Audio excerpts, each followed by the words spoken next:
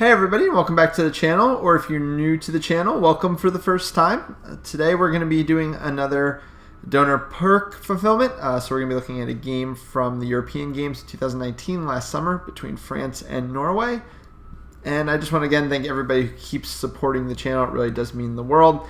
If you're interested in any of our perks, if you want specific strategy looked at, if you want a specific game looked at, if you've got some film kind of related to your team you want to hype up, you want to put some kind of semi-professional announcing to it. Harry Greenhouse is a great play-by-play guy. I do my best with color alongside him. These are all perks that are available below. If there's anything you're interested in seeing, any other perks you'd like me to include, I'm really open to a lot of different things. So you can shoot me a message or you can post kind of publicly in the forums, and I'd be happy to add if it's something people are interested in. So again, thanks everybody for continuing to support the channel. Please like and subscribe so that it's showing up to more and more people on YouTube, and hope you enjoy the video.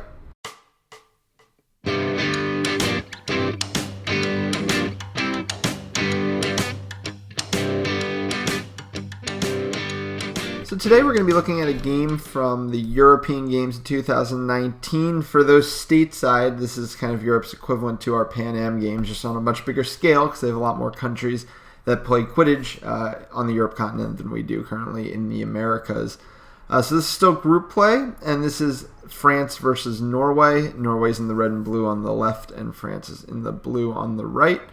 This French team has a lot in common to the Paris Titans team that we were analyzing a couple weeks ago in the finals of the club championships in Europe that they, of course, won. And this Norway team, I don't know nearly as much about it, but Norway's kind of been a consistent contender on the European stage for quite some time now, so I still expect a pretty good game out of it. The French team that we watched, they kind of had a one-dimensional offense, but played very physical, were very athletic, and their beaters were very strong.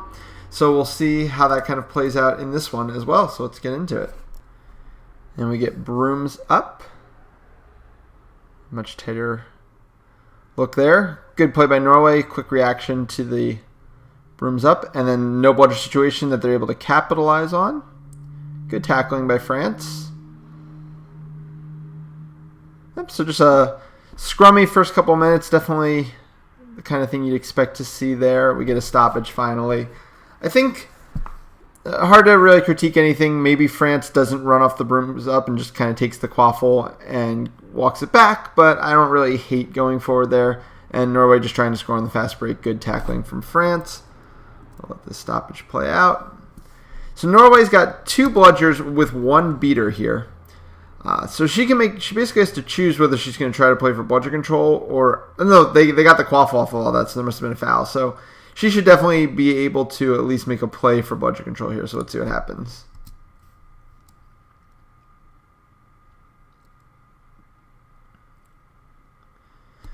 Alright, so I don't like what happened there at all. So Norway's going to... Really just needs to reset here, right? Unless she just thinks he's always going for bludger control here.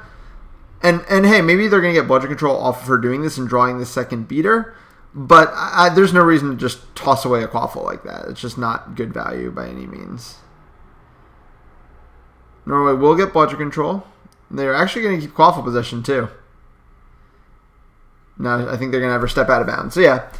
So they do get to keep bludger control. I don't know if that's worth the almost guaranteed turnover of throwing a pass forward there, but, you know, we'll see how valuable bludger control is. We did see that the French team when they were the Paris Titans at EQC did a lot with bludger control, so hey, maybe it was worth it to Norway to prioritize there. I hope they at least talked about the idea, though, instead of just thinking that propelling forward was their only option.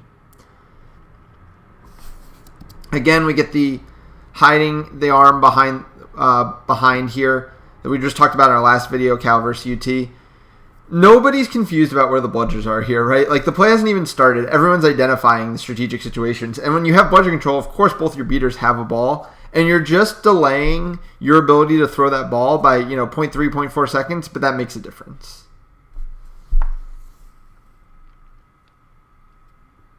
It looks like man defense here from Norway. It's a lot of what I've seen so far in the European game, even up through 2019. I wonder if that's changed since. Good timing there from France, but a nice clean beat. So Let's see how France didn't come away with bludger control there. Or at least force a bigger problem for Norway. So Pogo's going to make the beat here. And then France is just going to run in towards the beater. I think it was just a bad cut. I think you don't need to make 44 here needs to be making a more incisive cut on the drive. He shouldn't be behind his keeper. If he gets hit with a pass here, I don't think this beater can do much about it. But because it's just kind of a lob back, it makes it a much easier beat for Norway.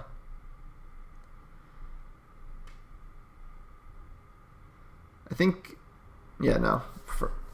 Good defensive possession all around there from the Norwegians. So now we'll get to see what they do with bludger control for the first time on offense.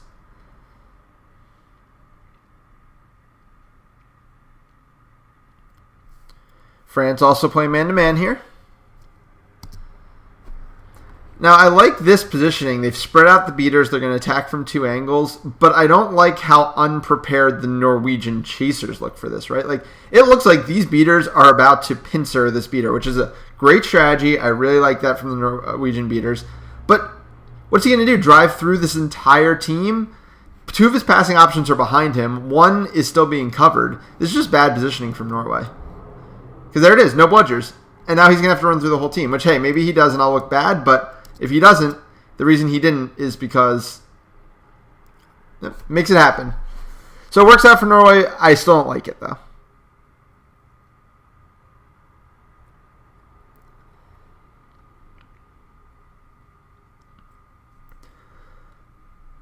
So Norway's definitely been able to benefit from prioritizing bludger control early there because they got a defensive stop and a nice offensive goal. Good way to put that Norwegian beater out of position. Just really good play all around there by the French beater. So the Norway beater does this to himself, right? He doesn't have to step out there. Pogo didn't force him out there with any kind of pump fakes or anything. He basically just started his positioning out there. And the problem is, even if you roll back here, you're pretty far from your hoop. So the only thing he can do when he's this far out is go for an exchange. And the quaffle's over here. Oh, sorry, over here. So this is just iffy positioning overall from the Norwegian beater. Pogo, it's a late throwback. His teammate does try to come out. Pogo's going to make a very good catch here. France sets a nice screen. It gets the desired effect, right? He's going to draw his man. Let's see if he flips out or if he's just going to take the driving lane. Yep, perfect. Oh, man, that was seamless execution by the French team. You couldn't write that better in a strategy book. The beaters went, the quaffle players were ready to go. They ran a simple pick concept. It created a numbers advantage. They hit the cutting player off of the pick. Beautifully done by France.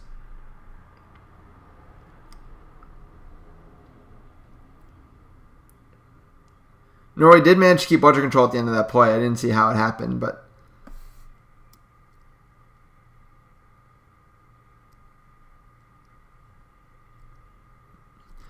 more passive this time, though, from the Norwegian beaters. They were so aggressive at attacking this beater last time, and now they're giving him space to operate. This is kind of that Australian-type defense, right? You bring your keeper to the very edge of the keeper zone where they can't be tap-beat anymore. But a good job attacking that by Norway. So let's see what they do here. So I think the problem here is this communication, right? So the keeper stepped up because the point defender got tap beat. That's all good. But then the point defender went to look for an assignment, which left the hoops wide open. You can't have nobody guarding the hoops and your one beater sitting this deep, or it's going to be a shot waiting to happen every time. And Norway executes well.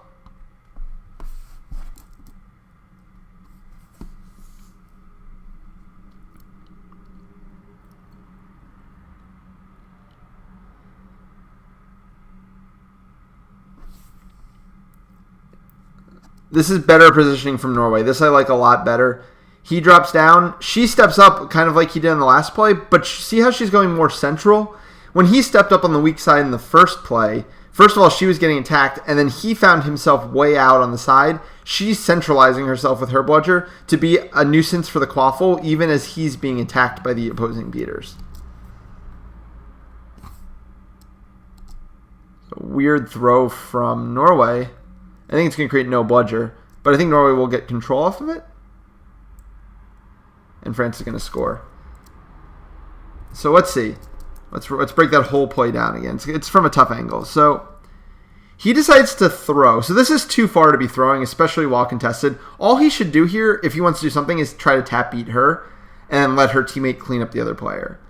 Because once he throws, his teammate either needs to settle down into the defense or make this play and create a no-bludger.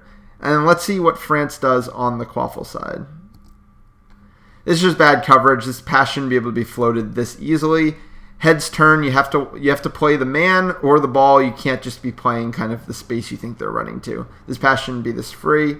She tried to make a beat. I think she's going to lose bludger control in this process, and France scores. These little wing cuts working really nicely for the French. So now we'll say what Norway can do to try to get bludger control back.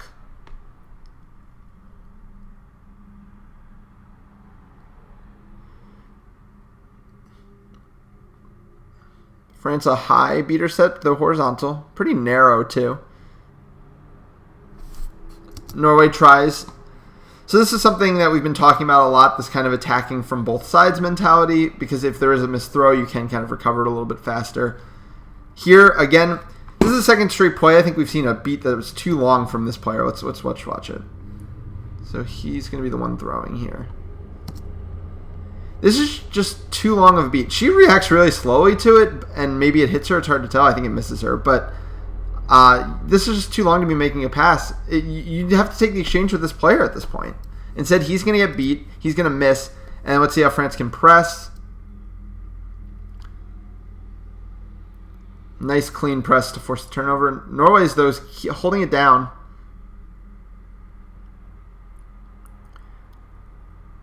Oh, beautiful play by Norway. Okay, so let's break down what went wrong here. So France's press was too slow. These two players are doing the right thing. They're taking away all of his back options, and she needs to press ball, but then she needs to start collapsing faster on everything here. This is a great pass.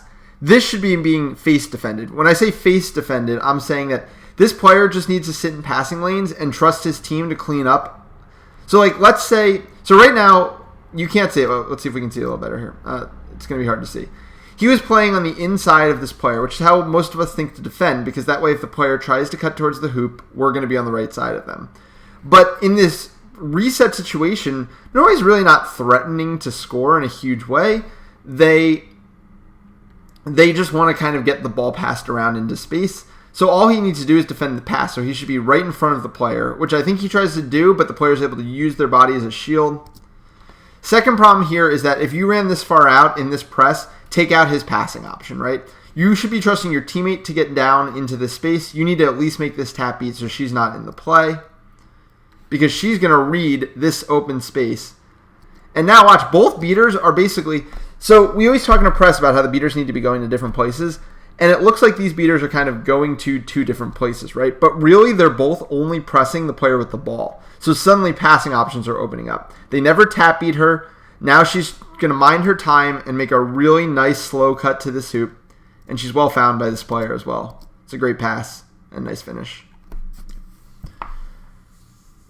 Instant fast break off the play. Because Norway still didn't have a bludger after all that. And then sloppy from France. Do I think they might clean it up? No, good beat. Yeah, definitely beat before. Yeah, not much to say there. Ball carrier took the contact, which is the right thing you want to do in that fast break, and looked to dish. He dished it pretty cleanly. His teammate just couldn't come up with the pass.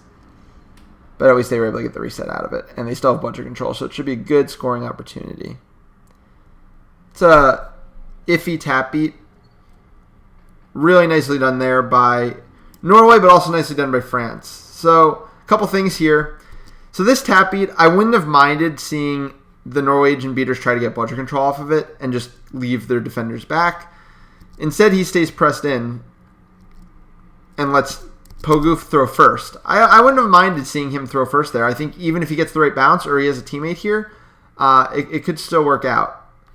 This flip works out really nicely for Norway, but good timing on this drive. Point defender's way too deep. Let's see how he got this deep. You can't assume that you're getting tap beat basically on your keeper line. You can't fade any deeper or you're never going to be able to make a hit on the ball carrier. He fades that deep and honestly flinches to a beat that was obviously never coming at him. So now his entire body's turned because I think he thought he was going to get tap beat. So he's never going to be able to square up to him, or by the time he squares up to him, it's too late and he has a passing option. It's a nice tackle, don't get me wrong, but a tackle up here probably stops a goal, and a tackle back here just allows this pass to happen. Good cut to the hoop, nice dish, good finish.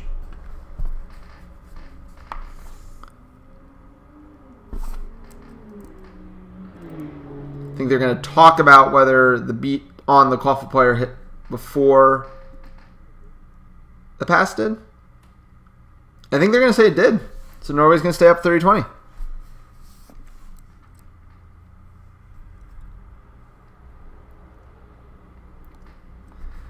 I will say the good thing that the Norwegian beaters did there is keep their bludger alive for as much of the play as possible. The first beater took the beat from Pogu, threw the ball back. His teammate was ready to catch it and was able to make the beat, which kind of ends up stopping the goal when all is said and done. If you can absorb that first beat without creating no bludger situation, you're generally going to be in a decent place to play defense.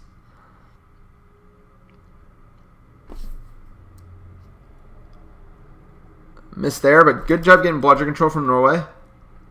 And they forced the no bludger.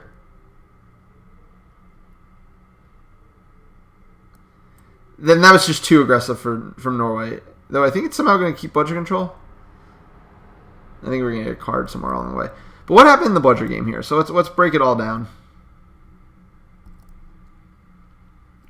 All right. So first things first is the loose balls here. Norway guarantees bludger control with that beat. But he decides he wants to get no bludger. I'm still fine with it at this point. Comes in, makes a steal. Questionable physical contact here. And at this point, he chooses to throw again, which I guess works out. But, I mean, just throw back at some point. Just guarantee your bludger control. We've seen how important it is in the game. Norway's going to get a foul here called on France. And they'll have a power play to work on. So numbers advantage. Just got to find the cutting open player, which looks like it's going to be this player. Once they can draw the attention to the keeper. Let's see if this works out. Because I think it's also no bludger. Maybe she got her bludger back. No, she didn't. Yep. Yeah, no. See, like we talked about, right here. Just hit it right here. Or at least here. The hardest place to make a throw across the hoops is even with the hoops, because there's so many extra things that are in the way. The keeper's in the way. The hoops can kind of take a deflection in the wrong way. He can't get this deep and then choose to pass. He needs to throw higher up. And probably the fact that it was a full arm pass didn't help it either. He just needed to push at some point. I mean, at this point, even if the pass gets there, this beat might happen before he can score. It was just too late. You could see the cut developing from the stoppage. He should have known what he has as an option. He just didn't execute on it. And now France gets to kill a penalty.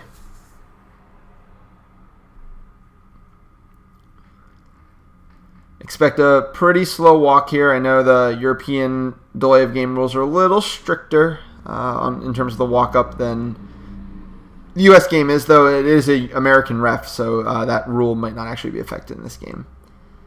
But yeah, I'd say he killed a good 30 seconds of the power play walking up there. No bludger control. France should be in no rush. I don't like how deep his passing options are here, because what happens if Norway wins this exchange and can press? He has literally no passing options. I'd love to see maybe this chaser up here. You want to be able to use your one reset on this possession here, right? You're trying to kill a penalty. So if you literally walk up, just automatically lose this exchange once and use your reset, you kill another 20 seconds. I think that's perfectly fine. I think this is too deep and leaves the ball carrier on an island.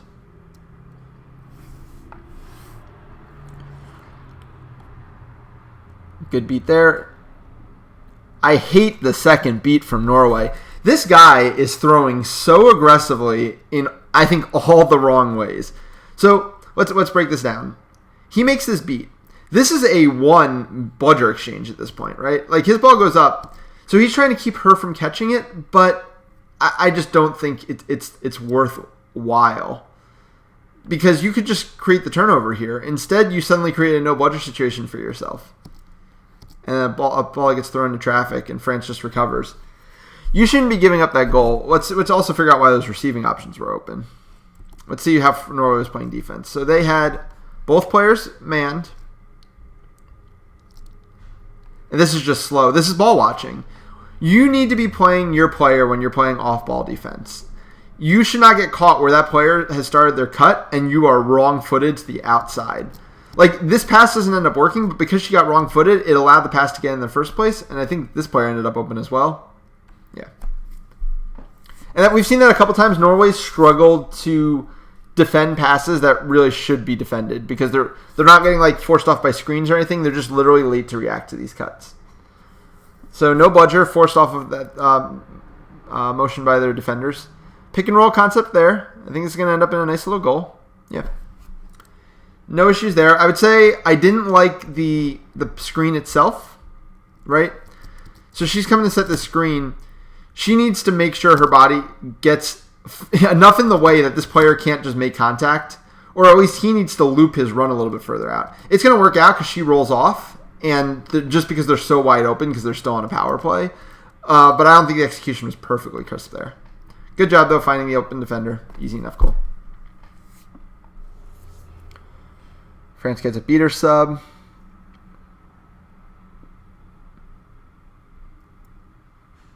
Yeah, and again, this is that same issue.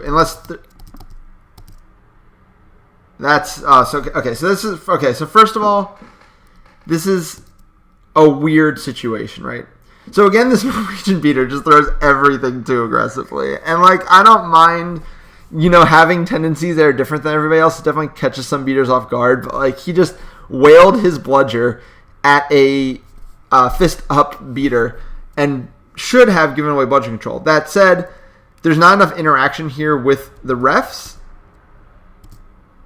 I guess somebody calls him beat. I'm not sure if anybody calls him beat, because no, he's kind of called clear at the end there.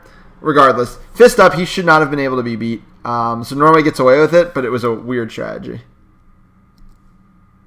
Though I guess they don't get away with it because it's a no bludger situation that France capitalized on. So what did this other beater do here? Okay, let's see. So he throws. And then this is just way too aggressive of a throw. Just beat with your... So you've got one beater. Both of these Norwegian beaters really love to throw their bludgers really, really aggressively. This one tends to throw too often. This one tends to throw from too long. Like, he could have closed the distance while he was pump faking so that he wasn't making what's almost a 5-yard beat. He probably could have made like a 3-yard beat or even a tap beat that could have forced his turnover because they had created a no bludger situation. Instead, he throws long. It gets blocked. And now his teammate's out of position. And then again, this is just a nice jump ball. It's really hard to critique any defense. It's just a really nice execution from France. But if the initial press was done better, I don't think France ever scores that goal. Oh, and they still lost bludger control. So that should tell you how problematic that initial throw was on the player with their fist up. The fact that he got away with it because the refs called the guy with his fist up beat, and still his teammate was able to get bludger control because the ball reflected that far off of him, just kind of points to the unnecessary aggression from the Norwegian beaters there.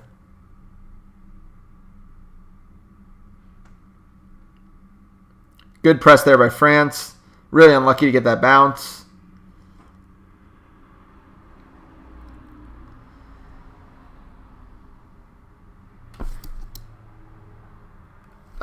Okay. Nice shot, but weird play from the French beaters, right? They have both the bludgers here. There's one Norwegian beater here. And they just need to tap him really quickly. Even if he catches the first one, he can't block 2 taps by himself. And then immediately they need to get to play offense. They're really late reacting here. And I want to see what happens here that gets this offensive player free.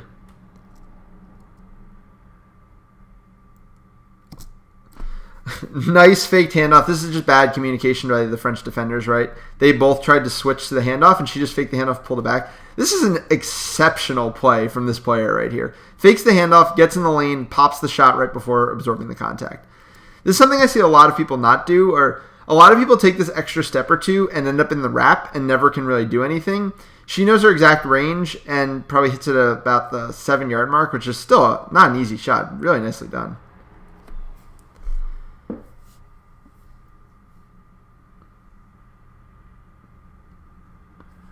France trying to run on transition. Beautiful, beautiful transition.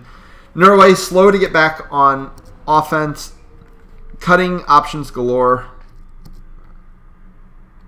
Too many people on this side of the field. I mean, this chaser, she's covering nobody here right now. Good in transition from France.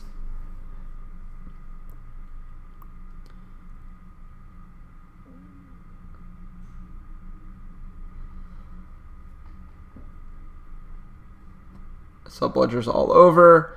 The Norwegian beaters go a little early there. They don't get bludger control because the French beaters could only focus on them. And now they can't really make a play. So Norway shouldn't be walking up this aggressively, right? You're down a beater. You're not going to win any exchange, basically, without the help of your second beater. So you really wanted to slow that up and start playing the ball right inside the half, I'd say, like right around this area. And they're just waltzing the ball in towards those beaters, which I think is going to cause them a problem. Nope, she pulls it back, to her credit. This is well done. This is a really weird tap beat. This is a tap beat on off-ball defender. And it's missed, which should give France the chance to press. I've noticed this beater every time they Norway misses a beat when they don't have bludger control. She always seems to turn to where the ball goes instead of immediately starting the press. I think they're already a little bit slow to start this press on this player, but they should be able to press and at least force almost a turnover. Yeah, that press is really, really, really slow. I think it still works out, but it was slow. And France, again, so good in these transition situations, though he holds on to it a little too long and gets beat. France keeps it alive, though. Oh, nice strip. Nice strip. I don't mind any part of that. I think France could have dumped it off, but I think you couldn't really see that beater coming. It was way behind the play. It was just a good beat.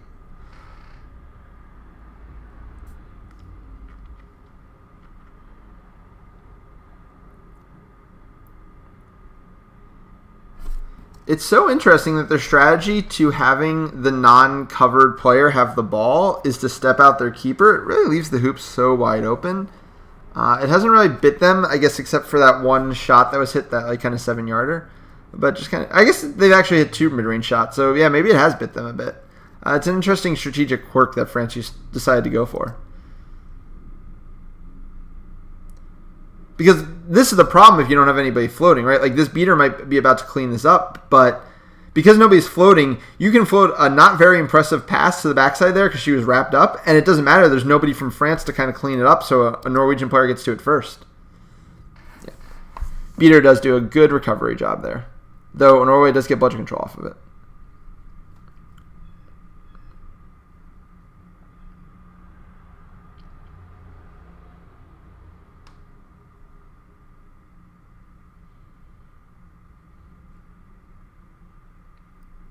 France gets bludger control off another long throw from Norway. We're going to get a stoppage to see if that goal is good. I think he probably gets it off first, but that's the point being that...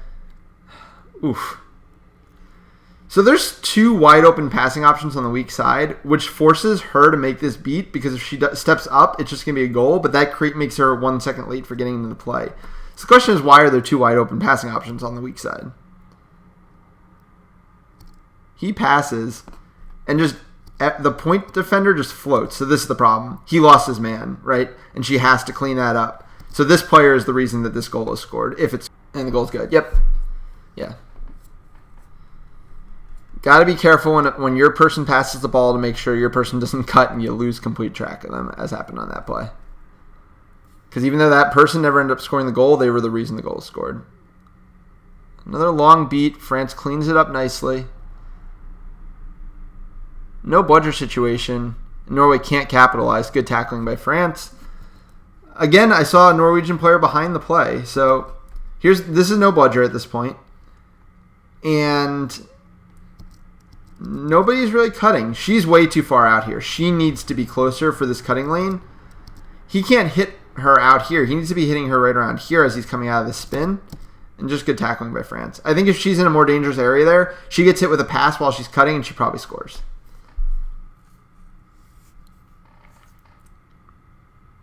Norway did manage to get bludger control when all was said and done there.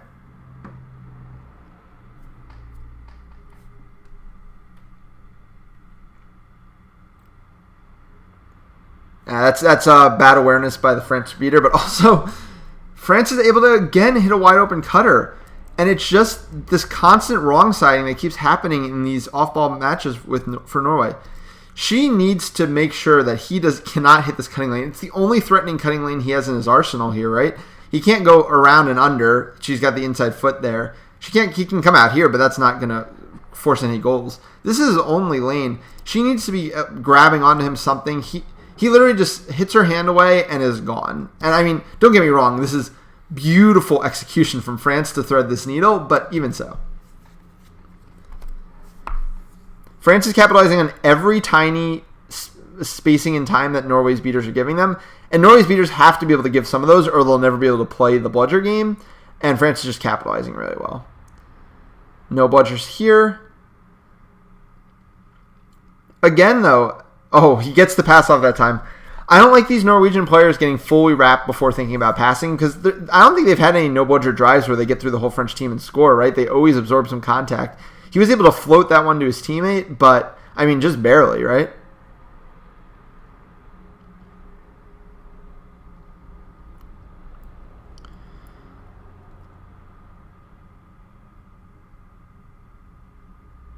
Under the arm beat. I didn't like that as much. They've been going so well off of their beaters that him just kind of going in here when all their beaters have done is tapped out the beater and been behind the play. I mean, this is a nice cut, and again, ball watching from Norway. Though I guess this time he manages to get a hand on it, but I still think it was unnecessarily aggressive by France. Let your beaters do the work that they've been doing all game for you. Also, I don't think Tarzan's come out of this game yet. This is probably about when I'd want to get him a couple minutes of rest, especially if he's going to do a bunch of no-bludger driving during snitch on pitch. Tarzan being the French keeper. Unless it's not him anymore, that's also possible. Here again, we see that same strategy of France just stepping out and leaving nobody at the hoops. We're going to see a nice pick and roll here. France just goes under the screen. Again, Norway, you can move. These aren't basketball screens. Good throw there to force no bludgers. Yep, well executed. But they're slow to press. They're always slow to press, this French team. And it's allowing Norway just to throw the ball around. I don't like driving in there at all, though. Right? You still have your reset. Your beaters have been out of position. You're just trying to save the ball, and he just runs right into this tackle without even having control of the ball yet. Yeah, that was just a turnover waiting to happen. And now France is going to go, I think, because it's going to be no bludger. Good awareness by Tarzan. Oh, that is an incredible catch behind her back there. But either way, yeah. Number one cardinal sin on an offensive possession is throwing a ball right to the opposing keeper. It's just asking for fast breaks. Norway's going to take its time out here. And I wonder if they'll be more cognizant of this defense France is playing, where they're bringing their keeper all the way out to defend the unguarded man, because they should be able to attack that so effectively if they're doing it right. But they haven't made that many cuts that I've seen while covered, and that's what you need to do to beat that defense, right? They need to have their player behind the hoops just kind of cutting and having her hit him with a pass. Just anything that takes advantage of the fact that the area around the hoops is wide open.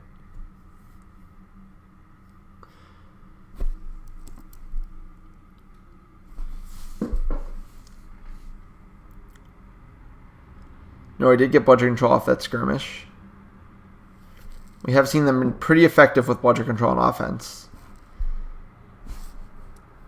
Now again, why is she this far out here? Like, why is she not in this space? Look how dangerous this space is right now. And look how So he throws this pass out to her. All she can do is start walking it up the wing like she was.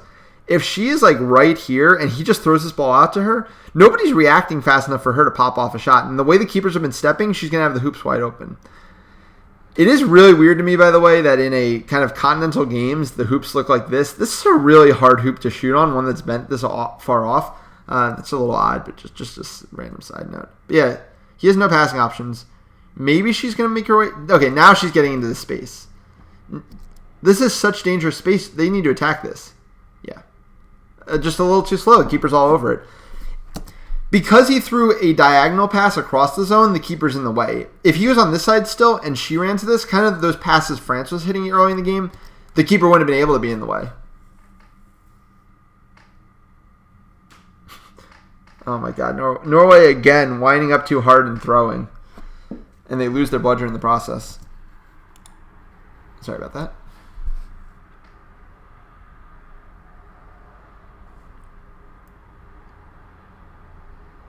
Missed shot. I think we may end up talking about it, or it's going to be a foul. Wait on the call.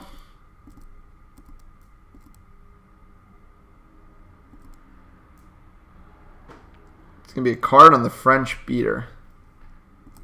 It's a huge opportunity for Norway, who is kind of at risk of being put out of range here because they kind of stunted on offense, and now they should really be able to get a free goal out of this play. They're going to have bludger control. They're going to be up a beater. They should be able to force a no bludger and execute off of it. Let's see how this works out. France is able to keep control of 2 bludgers. So right off the bat, they get one of their beaters beat, which there's no reason to do that. Those 2 beaters need to be together, right? Because basically what he did is he tried to walk up to get the one bludger by himself, which allowed her to control both of those bludgers. If they go together, it becomes a lot harder for her to do that. Either way, though, if she's trying to nest on those 2 balls, then they need to attack the fact that she is not as mobile as she otherwise would be. I'd like to see her taking a more incisive path.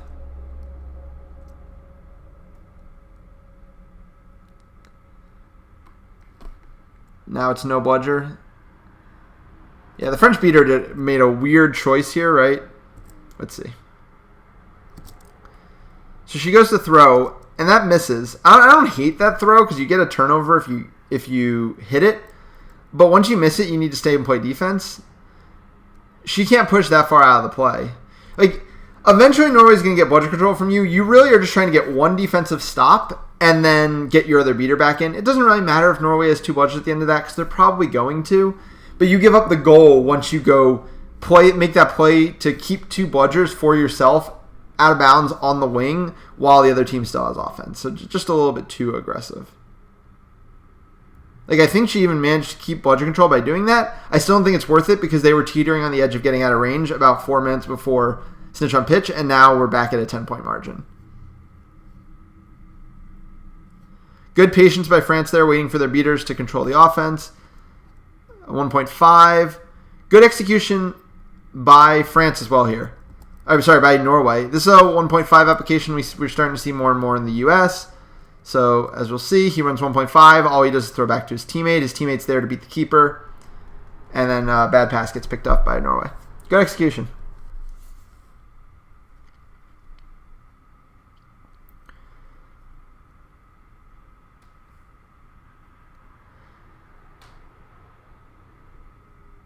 So Norway's, again, running into tackles before the plays even started. Just kind of asking for trouble.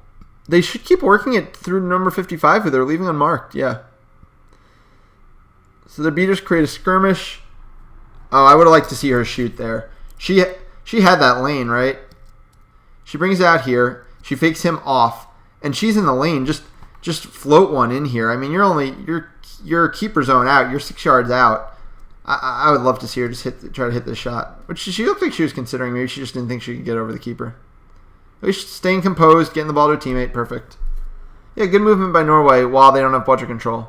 That was a weird play, though. Did he fail to catch her, or was he trying to pass it too aggressively? Oh, he went for a one-handed catch. Never go for a one-handed catch.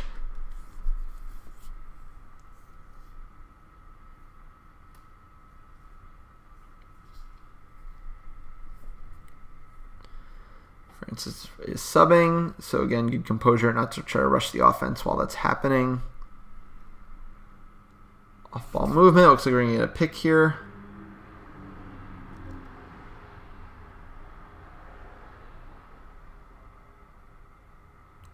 That is physicality hard from France after forcing the no bludger.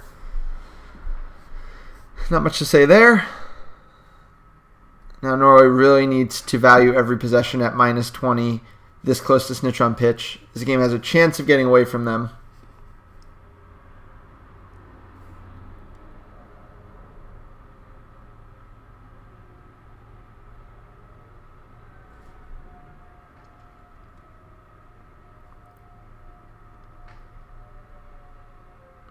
Working it through that unmarked wing again.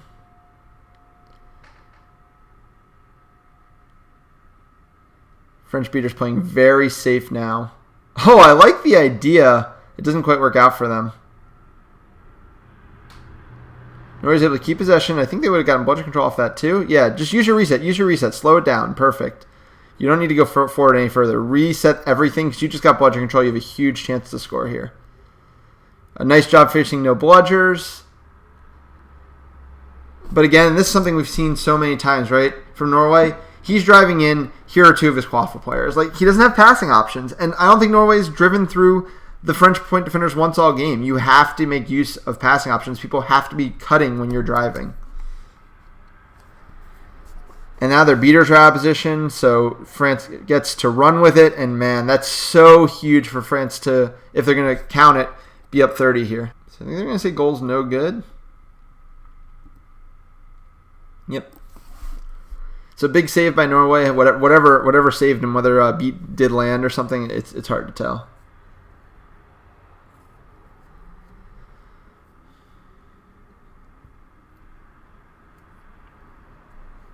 For those newer to the channel, I only go to the 18-minute mark usually because the strategy gets a little less interesting, less to break down, and the videos usually get a little bit long to the 18-minute mark anyway, but we'll at least break down these last couple possessions. That's fine. I like attacking from the back here, especially if you have a beater back there. A good screen. I don't hate anything about that offensive possession. It doesn't work out for them, but I like the idea of switching the dimensions of the field there, going behind, having a beater back there, setting a little screen. And now I think France would love to score one more goal here right now. I don't even mind, I guess they don't have bludgeon control, so I don't mind prioritizing the goal over getting bludgeon control. It looks like they're going to get it for free there anyway off the early beat. But they get a stop. So I think France probably pushed it a little too hard here. After getting that bludgeon control, they probably could have settled things down a bit. So that's missed. I guess he sees his lane. You can't complain about that. This is just a good recognition. I think she's going to fade off of her defender seeing this open pass. Yeah, that's really well done by Norway. Reading that like a book, reading that every France drive is looking for a dish to that short hoop, and reading that like a book and knocking it down is huge to keep them in range at snitch on pitch.